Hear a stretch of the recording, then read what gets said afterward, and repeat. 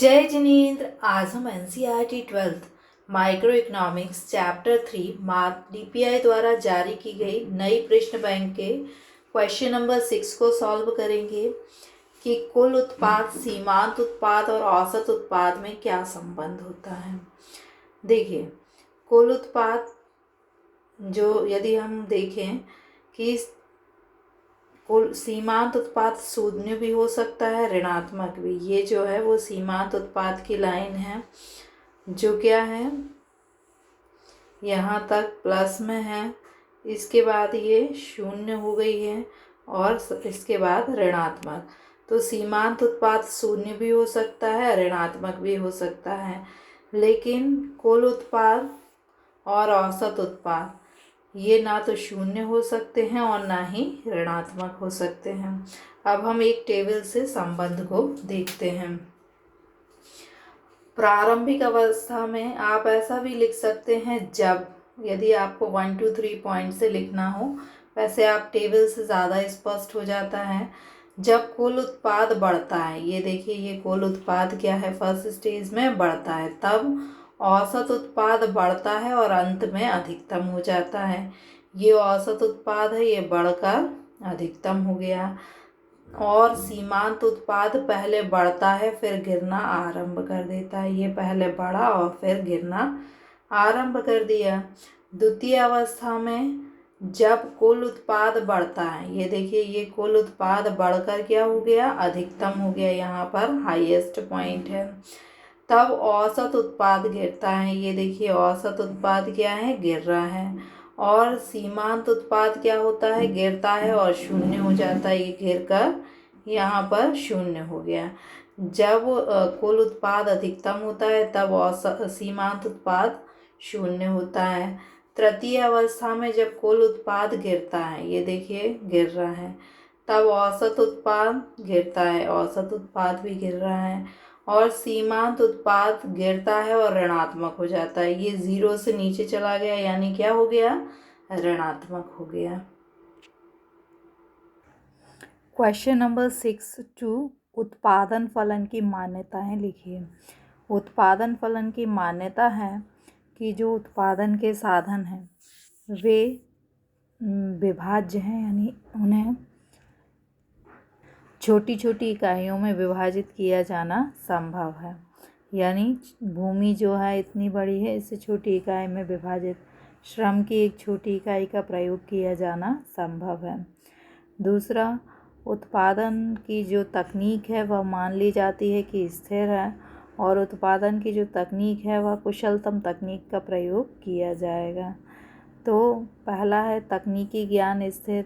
तकनीकी ज्ञान स्थिर यानी यदि श्रम प्रधान तकनीक का प्रयोग किया जाए तो उसी का, और यदि पूंजी प्रधान तकनीक का प्रयोग किया जाए तो हम उसी तकनीक का प्रयोग करेंगे। तकनीकी ज्ञान में कोई परिवर्तन नहीं होगा। कुशल प्रविधि। कुशल प्रविधि का मीन्स है कि उत्पादन की जो तकनीक है वो कुशलतम होना चाहिए, यानी जिससे सबसे अधिक उत्पादन किया जा सके वैसी तकनीक का प्रयोग किया जाना चाहिए। अगला है छोटी इकाइयों में विभाजन, यानी यदि भूमि है या श्रमिक है तो इसकी एक एक इकाई का भी प्रयोग किया जा सकता है। भौतिक संबंध यानी उत्पादन फलन हमें यह बताता है कि भूमि, पूंजी, श्रम, संगठन और साहस, इनके द्वारा कितनी मात्रा में उत्पादन किया जा सकता है। उत्पादन की मात्रा को बताता है, ना कि उत्पादन की कीमत को उत्पादन फलन बताता है।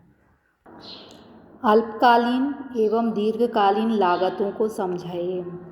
अल्पकालीन और दीर्घकालीन लागतों को हम ऐसे समझ सकते हैं कि अल्पकाल में इतना कम समय होता है कि उत्पादन के कुछ साधनों को स्थिर रखा जाता है तथा कुछ साधन परिवर्तनशील होते हैं। जैसे अल्पकाल में हम क्या करेंगे, यदि हमें उत्पादन बढ़ाना है तो हम भूमि को स्थिर रख देंगे। अल्पकाल में भूमि को नहीं बढ़ाया जा सकता, बाकी सब में हम क्या करेंगे, परिवर्तन करके उत्पादन को बढ़ाएंगे। जबकि दीर्घकाल में हम क्या कर सकते हैं, उत्पादन के सभी साधनों को परिवर्तित करके उत्पादन को बढ़ा सकते हैं। तो अल्पकाल में कुछ स्थिर लागत होती हैं, कुछ परिवर्तनशील, जबकि दीर्घकाल में सभी लागतें परिवर्तनशील होती हैं। अल्पकालीन लागत, अल्पकाल में क्या, अल्पकालीन लागत वह लागत होती हैं जो अल्पकाल में उत्पादन के स्थिर तथा परिवर्तनशील साधनों को प्रयोग में लाने के लिए करनी पड़ती हैं। अल्पकाल में क्या होता है कि उत्पादन के कुछ साधन जैसे कि भूमि है, भवन है, मशीनरी है, ये तो स्थिर होते हैं, जबकि मजदूरी और कच्चा माल जो परिवर्तनशील साधन है वो परिवर्तनशील होते हैं। तो अल्पकाल में यदि हमें कुल लागत निकालना है तो हम क्या करेंगे, स्थिर और परिवर्तनशील लागतों को जोड़ देंगे। अब स्थिर लागत क्या होती है?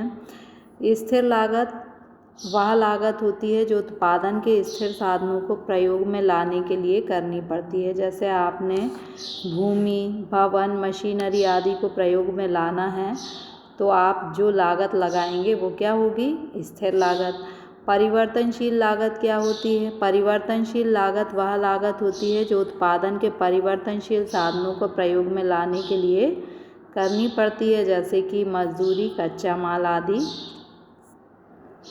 अल्पकालीन औसत लागत, अब इसके 2 फॉर्मूले दिए हैं, आप इसमें से कोई भी जो आपको सरल लगे वो याद कर सकते हैं। यदि हम कुल उत्पादन में उत्पादन की मात्रा का भाग दे दें तो अल्पकालीन औसत लागत प्राप्त होगी। अल्पकालीन सीमांत लागत, इसका आप ये याद कर लीजिए, delta C upon delta Q, यानी उत्पादन की मात्रा में कुल लागत में परिवर्तन और कुल उत्पादन की मात्रा में परिवर्तन। दीर्घकालीन लागत, दीर्घकाल में हम उत्पादन के सभी साधनों में परिवर्तन कर सकते हैं। तो दीर्घकालीन लागत वे लागतें होती हैं जो उत्पादन के सभी साधनों को प्रयोग में लाने के लिए करनी पड़ती हैं। दीर्घकाल में यदि हमें कुल लागत ज्ञात करना है तो उत्पादन पर जो हमने समस्त व्यय किया है उसका हमें योग करना होगा। दीर्घकालीन औसत लागत क्या होती है? TC, यानी उत्पादन की कुल लागत में हम उत्पादन की कुल मात्रा का यदि भाग दे दें तो हमें दीर्घकालीन औसत लागत प्राप्त हो जाएगी। तो स्थिर लागत तथा परिवर्तनशील लागत में संबंध। स्थिर लागत का संबंध उत्पादन के स्थिर साधनों से होता है, जबकि परिवर्तनशील लागत का संबंध उत्पादन के परिवर्तनशील साधनों से होता है। स्थिर साधन क्या होते हैं? जैसे भूमि है, फैक्ट्री का भवन है, ये क्या है? स्थिर साधन। और परिवर्तनशील साधन जैसे मजदूर की मजदूरी है, कच्चा माल है।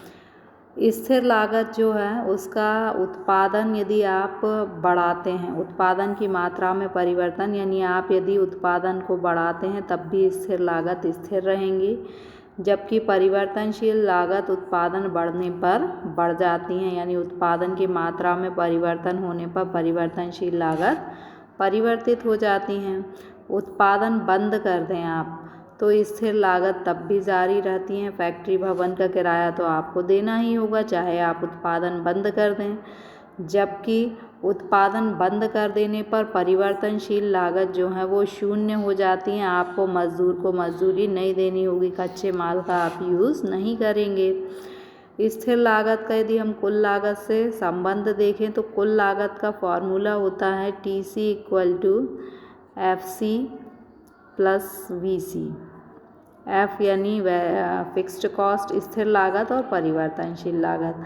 अब यदि हमें स्थिर लागत निकालना है तो हम क्या करेंगे कि TC यानी कुल लागत में से हम माइनस कर देंगे VC यानी परिवर्तनशील लागत। यदि हमें परिवर्तनशील लागत यानी टोटल वेरिएबल कॉस्ट निकालना है तो हम क्या करेंगे, कुल लागत में से स्थिर लागत को माइनस कर देंगे तो हमें कुल जो है परिवर्तनशील लागत प्राप्त हो जाएगी।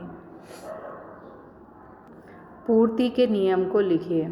पूर्ति का नियम यह व्यक्त करता है या बताता है, क्या बताता है कि अन्य बातें समान रहने पर वस्तु की कीमत बढ़ने पर, यदि वस्तु की कीमत जो है वो बढ़ जाए तो वस्तु की जो सप्लाई है पूर्ति भी बढ़ जाएगी, और वस्तु की कीमत घटने पर उसकी पूर्ति भी क्या होगी, घट जाएगी। यानी वस्तु की कीमत और पूर्ति में कैसा संबंध होता है, धनात्मक या प्रत्यक्ष संबंध होता है। मान लीजिए कि आप एक उत्पादक हैं। अगर 1 रुपये कीमत पर आपकी वस्तु बिकती है तो आप 10 क्विंटल वस्तु बेचते हैं। कीमत बढ़कर डबल हो जाए तो आप डबल पूर्ति करने को, बेचने को तैयार हो जाएंगे। तो रेखा चित्र में हमें दिख रहा है कि 1 रुपये कीमत पर पूर्ति कितनी है, 10 है, और कीमत बढ़कर 2 हो गई तो पूर्ति बढ़कर कितनी हो गई, 20। यानी पूर्ति वक्र हमें ये क्या बता रहा है कि जैसे जैसे कीमत बढ़ती है वैसे वैसे पूर्ति भी बढ़ती है। Thank you.